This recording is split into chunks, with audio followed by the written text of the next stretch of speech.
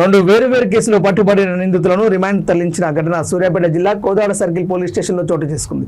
DSP Sridhar Reddy తెలిపిన వివరాల ప్రకారం అనంతగిరి కోదాడ టౌన్లో 7 వ్యక్తుల నుండి 2400 కేజీల గంజాయిని 3 సెల్ ఫోన్లు స్వాధీనం చేసుకున్నట్టు డీఎస్పీ శ్రీధర్ రెడ్డి తెలిపారు. గంజాయి సరఫరా చేస్తున్న నిందితులను చాకచక్యంగా పట్టుకున్న సిబ్బందికి డీఎస్పీ అభినందనలు తెలిపారు.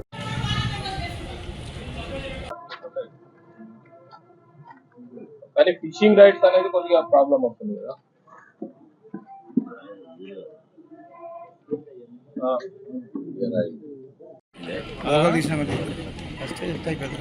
అవసరం మేరకు 4 వ్యక్తులు గాంజా సేవిస్తున్నట్లు వచ్చిన సమాచారం మేరకు ఆయన NDPS యాక్ట్ మాదక ద్రవ్యాల నిరోధక చట్టంలో నిబంధనలు అనుసరించి తన సిబ్బంది అదేవిధంగా పంచులతోని స్థలానికి వెళ్ళి అక్కడ ఈ 4 వ్యక్తులు అంటే కనగాల సతీష్ 21 ఇయర్స్ ఈయన ఖానాపురం విలేజ్, తర్వాత షేక్ సైదాబాబు 22 ఇయర్స్ ఈయన అనంతగిరి ప్రాపరు, అదేవిధంగా బడేటి వెంకటేష్ 19 ఇయర్స్ ఈయన తెల్లబెల్లి నడిగూడ మండలం, అదేవిధంగా చెవుల శ్రీకాంత్ 24 ఇయర్స్ ఈయన కూడా మన అనంతగిరి ప్రాపరు.